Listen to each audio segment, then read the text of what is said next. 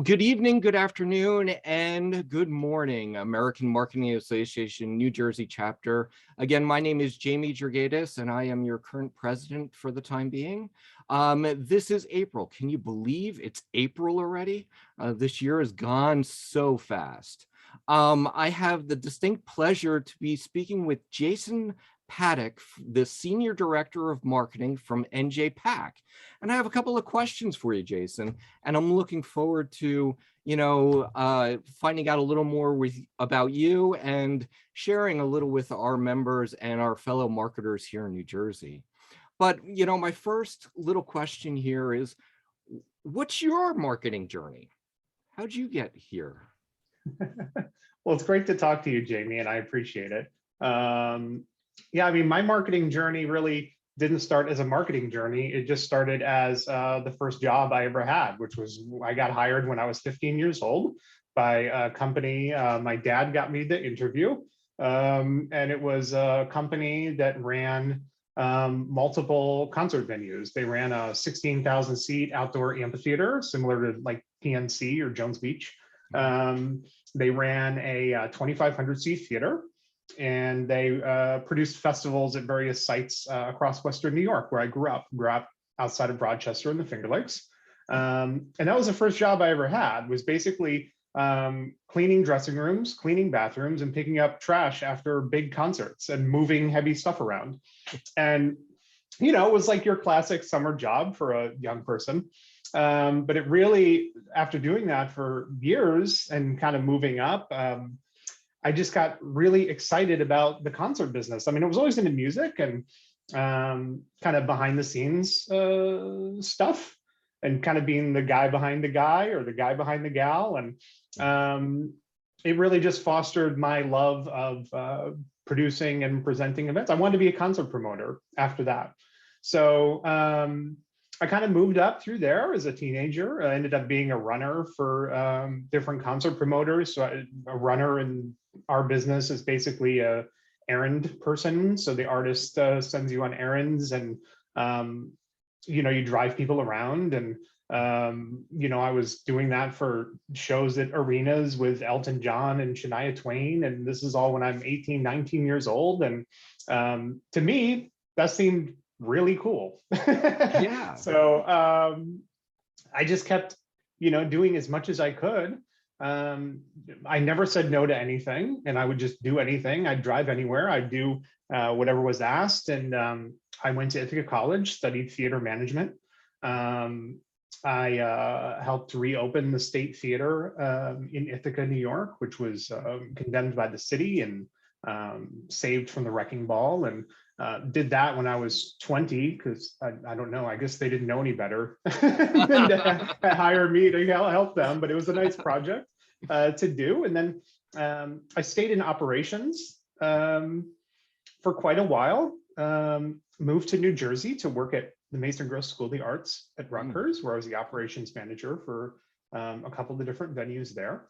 Okay. And then became a booking agent. And that's really where I started to get into marketing more, was being an agent representing different bands and music ensembles, theater company, dance companies. And I had a territory in the central United States. And I was basically talking to programmers and marketing directors for 300 different performing arts centers across the United States. Wow. And that really kind of got me onto that marketing journey. And then I eventually landed at the State Theater in New Brunswick, New Jersey, where I was for 10 years. And I was the director of event marketing there. Okay. And that really was a huge opportunity. I mean, I was very integral in the building of the Broadway series. That is a huge success there now. They're the largest presenter of Broadway in the state of New Jersey. And basically marketing 120 main stage events a year. And in that time frame, we were going from no digital to a lot of digital over those 10 years. So kind of seeing that growth and trying new things and making a lot of mistakes and learning. And then I moved up to NJPAC, where I've been for since last summer.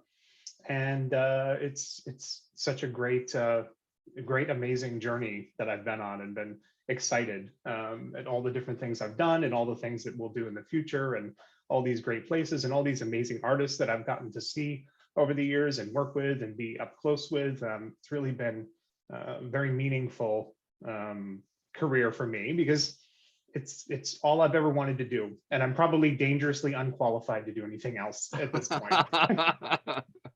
Wow, that's a great, great journey, and learning and understanding the back end of the business, and really coming forward with it and trying new things. Like you said, that was a big jump coming from into the digital world and that's a lot of trial and error, I'm sure, was happening with that in the process.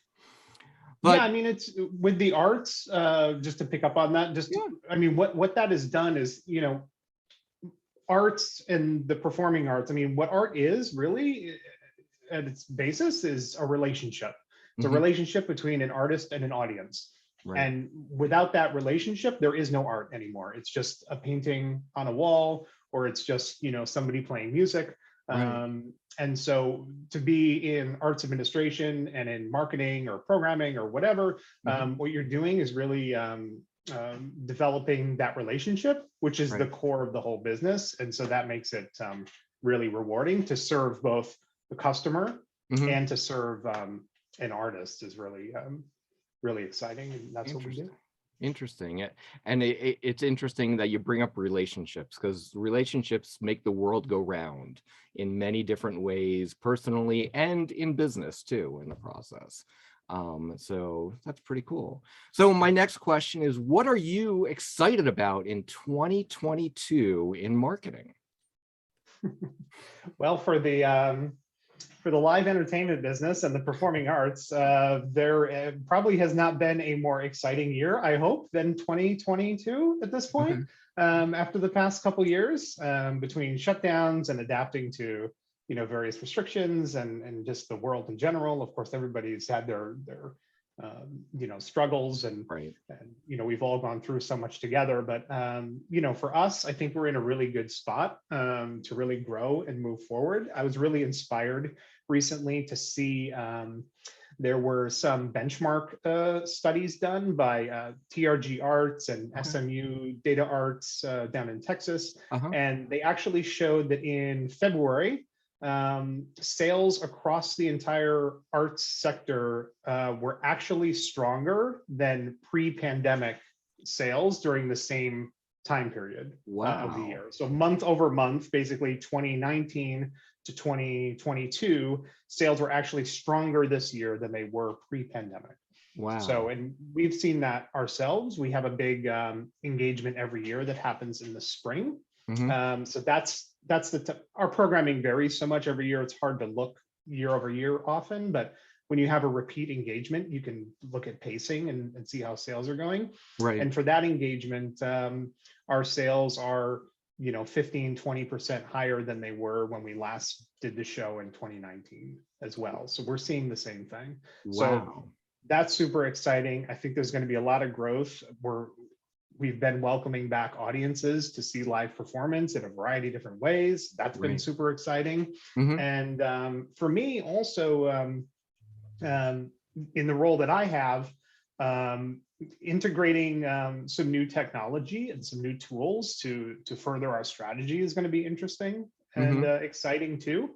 I think it's important to have a well-defined, well-thought-out strategy, and have that inform your technology, the tools that you bring in, rather than to get excited about a new tool or a new gadget and then basically start to focus on that and have your strategy just kind of have the tail wag the dog, so to speak. But that's going to be very exciting. And in our business, there are so many new tools available when it comes to data and when it comes to engaging with customers and understanding behavior and being able to drive that behavior. That's exciting too. We continue to do that.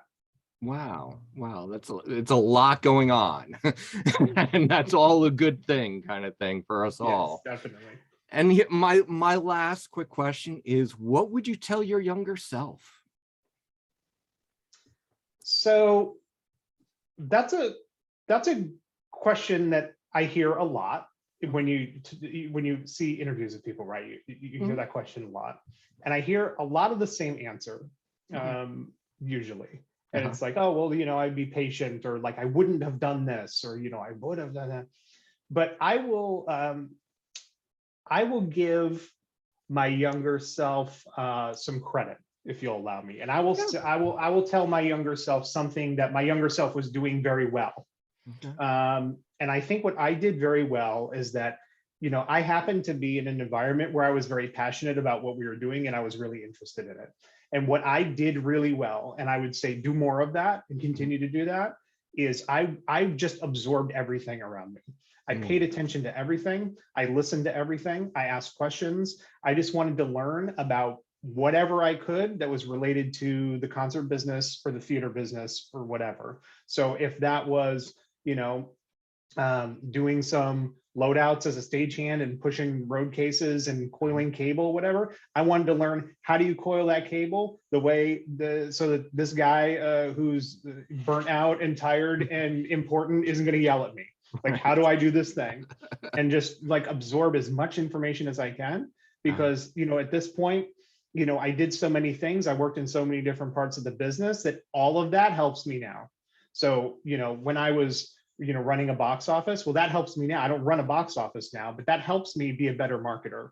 When I was an agent, that helps me understand artists and audiences better. It helps me be a better marketer.